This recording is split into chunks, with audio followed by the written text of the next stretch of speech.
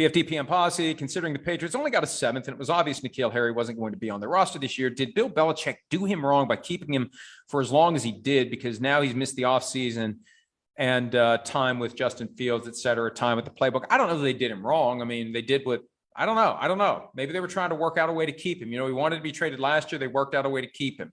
Maybe they were trying to keep him around for training camp, preseason, and make a decision with the final roster cuts. It's always better to be involved in the offseason program, but it was good for him to get out when he did and to have the full extent of training camp in the preseason get up to speed. So is it wrong? Is it right? I mean, the Browns did Baker Mayfield wrong. I guess the Patriots kind of did him wrong, but they had every right to do him wrong, if that makes any sense, and there's a chance it doesn't. PFT PM posse. Wasn't Condoleezza Rice also once considered as a possible NFL commissioner? What are your memories on that? I've seen the name come up. There's all sorts of names that get floated as a potential commissioner for the NFL. But here's the reality.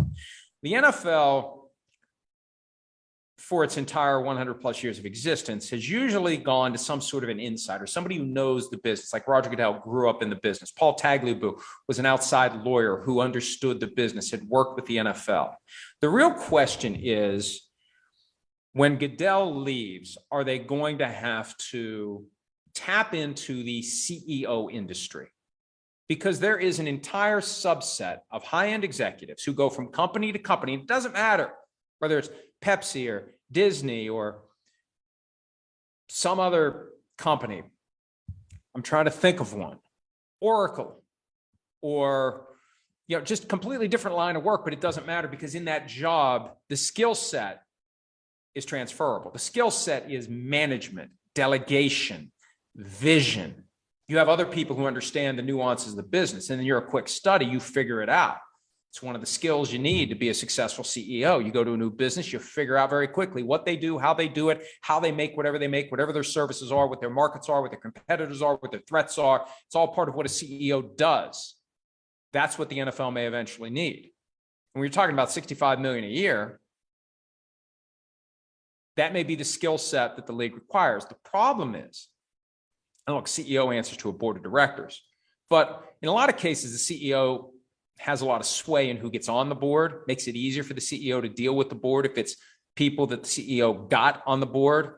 But at the outset, the CEO is going to be dealing with a lot of strangers, unless the CEO is somebody that the board of directors already had a relationship with, then it makes it easy. But as it relates to the NFL, you've got a 32-person board of directors, the owners. You've got to keep them happy. That's the toughest part of the job. And as we know, one of the reasons Roger Goodell gets so much money, he runs interference for the owners. He takes the flack that they otherwise would take directly. All right, I'm running out of time. What else do we have here? NFL leads. Why do the independent media go along with calling a stadium by its sponsored name? They're not paying you guys anything. Why don't you just call it Steelers Stadium like you did with the Washington franchise? Plus, it sounds better. I may just keep calling Heinz Field Heinz Field. I may just do it. That's a good point. I'm not bound to say Acrisure.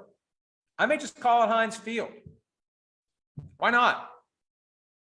I think that the NFL expects the broadcast partners on the broadcast themselves to use the name of the stadium, but no one's required to do it. We can call it whatever we want. The place where the Steelers play, the field formerly known as Heinz. Maybe that's what I'll call it.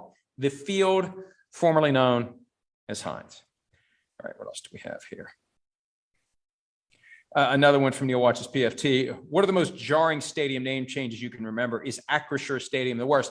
I think that is the most jarring because Heinz Field was an organic, natural fit. It felt like Lambeau Field or Soldier Field, which aren't corporate naming rights situations. And now all of a sudden you go from one that feels normal and natural and perfect to one that feels artificial and fluorescent, not real, phony, fake. And as I said yesterday, the Steelers are making more than enough money to ignore your complaints about their new stadium naming rights partner. All right, I got to wrap this up. I'm looking for one other one that maybe I can get to that won't take that much time.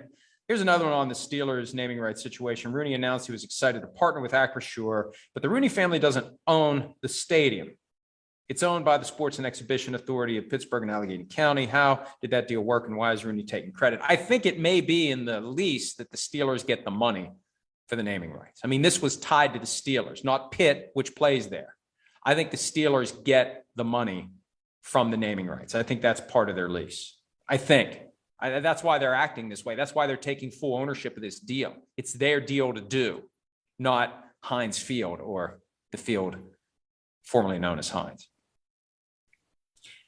Josh Ramos, which show format do you like better? The purely unscripted PFTOT you're doing today or the highly produced PFT Live, PFT PM? PFT Live and PFT PM are not highly produced.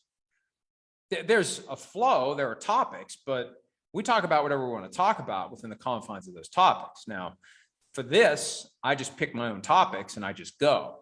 But PFT Live is not highly produced. Football Night in America is highly produced because it has to be, because there's only so much time available. There are certain things that must be done. You got to get all the highlights in. You can't get off on some tangent that takes up half the show. Those of you who watch PFT Live know that a lot of times our first topic of the day will consume half the show, and then we got to motor through everything else. So that show is not highly produced, and obviously this is as lowly produced as it possibly could be. All right, if I didn't get to one of your questions, ask it tomorrow. There was one other one that caught my eye. Nate watches PFT. Daily listener and recent law school graduate in Massachusetts, made a Twitter just to reach out. I would love to hear about your experience taking the bar exam and as an early attorney. Any advice? I take the exam in 2 weeks. Playmakers is my first read when I'm done. All right, Nate watches PFT. And I got to make this quick because I got a phone call coming soon. Quit listening, quit tweeting, focus exclusively on your preparation for the bar exam. This is your life for the next 2 weeks, and get yourself practice questions. There are courses out there. I can't remember the name of the course. It's been a long time, but the practice questions are very accurate. They hire people to go take the test, memorize questions, and then leave the testing room when it's over and call them in. So they understand what the rhythm, what the flow is. They don't make brand new questions for every time they do the test. So the leading publications out there that have the sample questions, the sample, that's what you need to study. That's what you need to do over and over and over and over and over again, and you'll be fine. But quit listening to us until after you take the bar exam. I mean, I know you need a little balance, but you need to go all in at some point and get yourself ready for this thing. Your future career is riding on it. And maybe one of these days you'll get to escape your future career and not have to worry about that stuff anymore. Trust me, that's one of the most rewarding developments that I've ever had professionally. I now get to sit around all day long and do a bunch of stuff that matters to absolutely no one, but nevertheless keeps the lights on. Time to turn the lights off. We'll see you tomorrow for another edition of PFTOT. Check us out around the clock at ProFootballTalk.com. Thanks as always for some of your time. Hi, I'm Mike Tirico, and thanks for watching. Make sure to hit subscribe for the latest news and highlights from NBC Sports.